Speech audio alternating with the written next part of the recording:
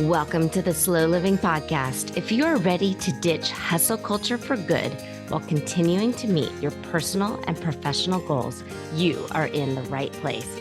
I'm your host, Stephanie O'Day, and I work with overachievers from all over the world who are ready to stop living life in triage mode and start living the life of their dreams, one filled with abundance, joy, and a sense of purpose. Life is meant to be enjoyed, not endured. Let's get started. Hi there, Slow Down Society. Steph here, and we are on number 242 of the Slow Living Podcast. And today we're going to talk about retirement and slow retirement. Because when you've done enough, you've done enough. And I'm so happy that you're here with me today. This episode will be a little different, a little quieter, a lot more reflective, and honestly, it's a goodbye because this is going to be the final episode that I record for the Slow Living Podcast. We're now in June of 2026. I began this podcast in 2021. It's been 5 years of me thinking and teaching about all things slow living. And now I'm ready to live what I teach. I don't want to get up early anymore to write or think about new ways to reach people.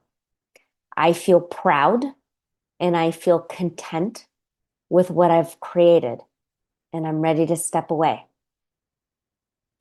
It's interesting. When I first started the podcast, my friend Jennifer, who you've heard me talk about, she and I have a routine where we talk on the phone every day between about 7:15 and 7:40 while I'm walking Sheldon and she's driving to work. And she asked me how many episodes I thought I would record, and I thought I would record 365. So there's one for every day of the year. So if someone was going to find the podcast and start listening, they could listen for a half hour every day and get a gentle hug and a nurturing voice in their ears. So that was my idea. And this is the 242nd episode. But now is when the time feels right. And now is the time for me to step aside and let others fill the void. And that's what today's episode is all about. Growing up, my dad used to sing the song, "Know when to hold them, know when to fold them, and know when it's time to walk away." It was some country western song. And if I was a better podcaster, I probably would have Googled who wrote that and give you that information. But I'm all locked in right now and I've got my headphones on and I am not going to pause this to Google it. So just believe me, my dad used to sing that. It's some song. But now, for me, for Steph, for this phase of my life, it's time to walk away. And there's something so incredibly aligned with this decision, with the idea of retiring and stepping away. And wherever you are in your life, you may not be ready to be put out to pasture and never work another day of your life. But there might be something that you have done all you can do with, and it feels ready for you to say goodbye. And you absolutely can retire from whatever it is you're ready to say goodbye to. So, mostly people talk about the financial planning or the timing of retirement and not the feeling of it. But we're going to talk about the feeling of it. When you get to a place in your life and you think, I've done what I came here to do. Because that is an amazing feeling. I'm in a lot of circles with a lot of people of all ages and stages of life. At work, my personal life, with friends and family, and yoga class. And the subject of retirement comes up pretty often. And I love talking about retirement. But what was unique about this particular group of people, and they were all women, and I happened to be the youngest. I turned 50 in November of this year. is that everyone was talking about retiring with this kind of smile and contented like feeling in their brains and their body. Everyone was calm and at peace. We were talking about retirement. We were ready. All of the people I was with, their kids were grown and were doing well, and they had done more than they set out to do professionally. It's really interesting when you're in your 20s and your 30s, when you think what you want to have accomplished by your 50s and 60s. Usually you sell yourself short. Usually you look back on your life, you're like, oh my God, I can't even believe I did that. Do you remember when I did that? What was I thinking? I was so young and naive and stupid, but I took that chance. And that feels so joyful and so sparkling because then you know you didn't miss out. You did the thing you set out to do. And now that it's over, you're grateful you got to have that experience. You're not empty, you're not bored, but you feel complete. And then someone asked the group, what about fulfillment? Do you think you've fulfilled your purpose? And what struck me wasn't the question, but it was how many people just kind of nodded and are like, yeah, I did what I was supposed to do. So there's a Buddhist saying, which is today is a good day to die. And oh God, it seems so dark. And when I first heard it, I was in my very early 30s with young children in the house. And I couldn't imagine getting to that feeling in less than 20 years than when I first heard that quote. Today is a good day to die. But here I am. I love my life. And I plan on living a very, very long time. I hope to be active and agile and with it in my 70s and 80s and continue to travel and do yoga and garden and spend lots and lots of times with future grandchildren. But it also would be okay if I dropped dead right now. I would still feel content. So, one thing about approaching the feeling of closure and retirement is that success pops up a lot. And we've talked about success in the Slow Living podcast. Go back, listen, listen to the episodes with fresh ears, even these past few episodes when I was talking about Gen Z and Millennial and Gen X. Success gets brought up a lot, but often it's the ego version of success. And in the Slow Living book, I talk about ego as an acronym of edging God out. And regardless of your religious philosophies and whether or not you believe or don't believe or believe in this God or that God or whatever, it's not a religious thing. It's a spiritual thing. When you're putting your ego first, you're edging God out. And success is not about finding your purpose. Success in the way that people chase it, it's you're trying to have other people look up to you. And that's ego. That's not finding your purpose. When most people talk about success, they're not talking about finding their purpose. They're talking about a monetary number or accolades at work or envy from others. And that's ego. But purpose isn't about accomplishments. Purpose is about taking care of yourself, loving the people in your lives, being kind, making someone laugh. Since I'm around kids all day, and I know there's a lot of teachers who listen to the podcast. As we all know, no one goes into teaching for the money. They go into teaching for the connections and the joy of watching someone's face. Maybe it's a child, maybe it's an adult, but someone's face when they get it for the first time. It just kind of goes across their face. That feeling is a feeling of purpose. There's that Maya Angelou quote that people share an awful lot, and I'm probably going to butcher it because, again, I didn't do any research to look it up. I'm just talking to you. But the Maya Angelou quote of, I don't need to be remembered. I just want people to remember how I made them feel. That is a different kind of success. And if you're listening to me right now and you're listening to this podcast, these words probably resonate with you. Because slow living has never been about doing more. And it's never been about trying to get others to be envious of you in some way or other people to look at your life in a wistful way. Instead, it's about being more intentional with what you do.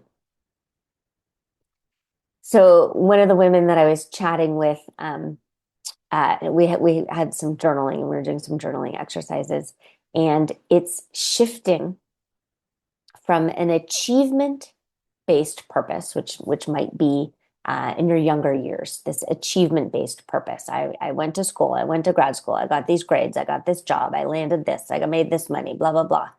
To instead a more presence based purpose, because most of our lives we're taught to measure ourselves by what we build, what we earn, what our house looks like, and what we produce. But then one day that chapter ends.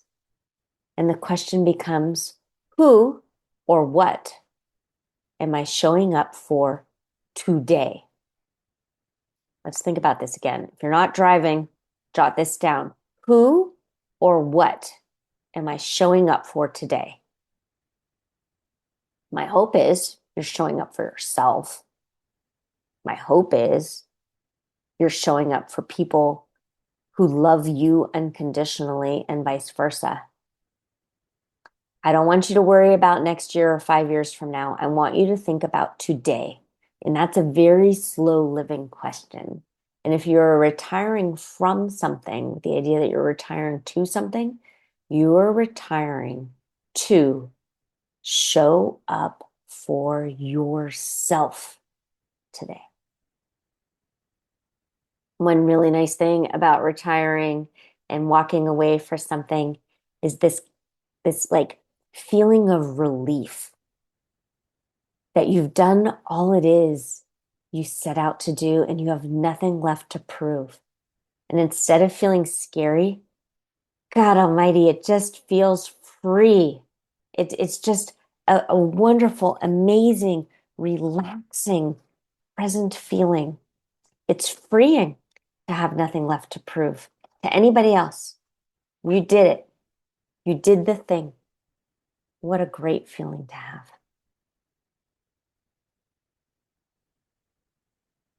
It's so just calm and relaxing when you wake up and you realize you don't have to strive. You don't have to sprint. There's no more chasing. You're not trying to prove your worth to anyone and you're not trying to earn it. Instead, you just get to live. One person said, every day now feels like a bonus. And think about that. Think how magical that is. That's back to that, it'd be okay to die today. Today is a good day to die. And every other day that you have, it's a bonus. It's candy, not in a dramatic way, but in a very grounded, peaceful way. I did the big things. I did it. And now this is fun. This is extra. So deciding that purpose is optional or purpose is overrated might feel far-fetched. It might feel radical and it might actually feel a little jarring and you might be a little annoyed by me right now. And that's okay because we've been taught we're supposed to have a purpose, a big one, a meaningful one. I'm going to change the world. And sometimes that doesn't happen and sometimes it does. But we were taught to believe we can point to something and say, this is it. This is why I'm here. But what if that's not actually how you win the game? What if you don't need that? What if it's enough to simply drink your morning coffee slowly and go outside, look at your garden? What happened overnight? Are there snail trails? Are there dew on your roses? Maybe it's enough to just go for a walk and smile at your neighbor across the street. Maybe it's helping someone return their grocery cart because you can see their hands are full. Maybe it's enough to simply sit and listen to another person talk and share their story. Maybe it's enough to walk through a room and find one thing and decide right here, right now, I'm going to fix that baseboard. What if just being is enough? I've said it before and I've said it again. Life isn't a checklist, it's a journey. And purpose isn't something that you complete. Instead, it's something you live through kindness and resilience and curiosity, and maybe service to others. And that doesn't end when you retire, regardless of what it is you've retired from. Instead, it just shape shifts and changes form. Now, not always, not everyone feels this way. Some people say they're not done yet. They've got more to do. There's more to prove, more to explore, more to become. And that's valid too. Some people, when they step away and decide on purpose to retire, some people find new passions. Some people reinvent themselves. Some people decide to take the class they've always wanted to take, learn a new language, start building birdhouses, volunteer, create, become artistic. There's not one right way or wrong way to retire. There's many retirements as there are people. So where am I right now? When I started the Slow Living podcast, I had something I wanted to prove, not in a loud way, but in a steady, quiet way. I wanted to prove out loud that that kind of voice of God that I had when I really disliked goofing around with the pressure cooker and the Instant Pot. And I heard that just because you can get something done faster, it doesn't mean it's better. And that was the idea of slow living. I wanted to prove that there was a market for it in a slow, steady, and quiet way. I believed that slow living mattered and that there was a different way to move through the world. And I wanted to see if there was space for that message. And there was, more than expected. And I was able to write the book I always wanted to write. Slow Living, Cultivating a Life of Purpose in a Hustle-Driven World is essentially the book that I wished I had when I was young, when I was in my early 20s and early 30s. I wanted someone to tell me that I was okay and that I didn't need to achieve ginormous things in order for my life to matter and in order for my kids to have a fulfilling life. I knew I didn't want to be a workaholic. I knew I wanted to be a present mom. I wanted to write a book giving people permission to not hustle. And so I did that. The thing I set out to do, I did. And so for me, it doesn't feel like me stopping this podcast is leaving something unfinished. Instead, it feels like I'm setting something down gently and with purpose. In the beginning of the podcast, I was so excited to bounce out of bed at 4 a.m. and look at stats and answer emails and connect with new coaching clients. I'd get a thrill, like a little bit of a high when a reporter reached out or another podcast invited me on. But now after 5 years, it feels heavy again. It feels like work and not fun. So honestly, I've been quiet quitting for some time now. There's an episode of Quiet Quitting, quite a few back. It's a good episode, something to think about. How have I quiet quitted? So we're June now. I knew going into 2026, I was going to end the podcast and really kind of truncate big aspects of my business. I've done quiet quitting in a way in that I've taken a bit longer to answer emails. In the last month or so, I've stopped sending out daily emails to my list, and I've stopped paying for some of the software that I've been paying for on repeat. I'm working with a law team to dismantle my LLC. I'm helping wrap things up and tie up loose ends. All of my coaching clients know that I'm stepping aside and I haven't been taking new ones on. I'm doing the last few live sessions for the Simple Shortcuts to Peace course because after 2026, everything is just going to be accessed through the archives. So, what does retirement look like? The slow living way. I don't think it's about replacing one thing with another. It's not trading one kind of busy with another kind of busy. You don't need to prove anything to anyone, and it's not about filling every hour. If someone says, "What are you doing right now?" and you say, "I'm retired," their answer should be, "Good for you. Good job. Congratulations." Not, "Well, what is it you're doing?" Because again, you have nothing to prove. Your retirement will look different than anyone else's. It's not about proving to anyone that you're still productive. It might look maybe like doing a little less, resting a bit more, following your curiosity, and being available for the people you love and letting your days just unfold versus planning out hour by hour. I want you to trust your instinct that when you're done, you are allowed to be done. Most financial advisors and retirement advisors talk about retiring to something instead of nothing. Ironically, I've got more hobbies than I have time for, even though I teach slow living. So for me, without the podcast, I will still get up early. I still go to my day job because we've got college to pay for and 3 kids in the house, and healthcare is no joke. But I'm no longer going to be trying to make it online or chase an algorithm. And to me, that feels so freeing. So my retiring to something for me personally is more yoga, more rest, more gardening, more jigsaw puzzles, more time with family members that matter. And I'm also going to enjoy my day job while I have it. I've got time. And honestly, the work I do as Mrs. O'Day, the school site secretary, is quite easy.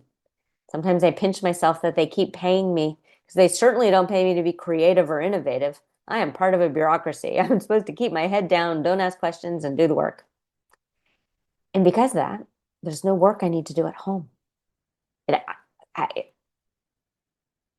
it's really, I don't want to kind of dox myself, but I love that I keep getting paid, even when I'm not working all that hard. And that's so different from all of these years of running my own online business. If I wasn't working, the money wouldn't come in.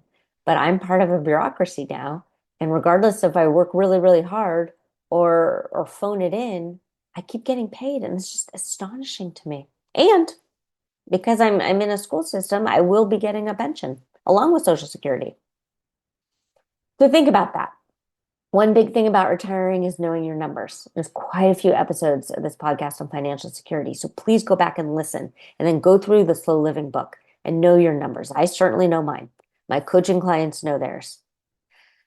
I did a few episodes about on AI, and this is not an ad, but there is an AI software that's currently free called Boldin, Boldin. Put your numbers in. Don't pay for an account. At the bottom, you will get this big flashing thing telling you to give them money and sign up for an account. Don't.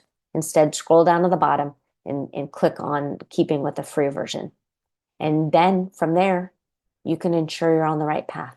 And if you aren't, okay, let's figure out a way to course correct. You aren't behind because you aren't dead yet. So if you're thinking of approaching retirement, if you're of age or you're of mindset, maybe the question isn't, what will I do next? Maybe instead the question is, have I already done enough? And if the answer is yes, sit with it. You don't need to rush to fill the space. Relish, enjoy, let it be quiet. Thank you. Thank you so much, truly. Thank you for being here. Thank you for listening. Thank you for writing for me and letting me know you're here. Thank you for deciding on purpose to live your life in a slower and more intentional way. This is not the norm. You're swimming upstream here. It will feel wrong. Slow living is counterculture. I know that. This podcast has meant so much to me, and I hope in some small way It's given you a tiny bit of permission to live life in a way that feels calm and meaningful and true to you. As you go through your days, simply look only within. If you're new to the podcast, if for some reason you're stumbling upon this, there's 241 other episodes. Go back, listen. You can choose any order you see fit. There are no rules. This is your life, and you get to live it on your terms. My only hope is that you do it thoughtfully, calmly, with intention, and slowly. Take care, pretty people. Consider yourself loved and hugged. If you are ready to start living slowly and ditch the hustle mindset for good, reach out to me. I'm a real person and you can track me down online at stephanieodea.com. Also, if you found value in this podcast, please share it with your family and friends and tag me on Instagram at Stephanie O'Day. While you're at it, go ahead and leave a positive review on your favorite podcast app. The more we share, the more people we can reach and share the slow down lifestyle and messaging. Thank you, Slow Down Society, and have a great day.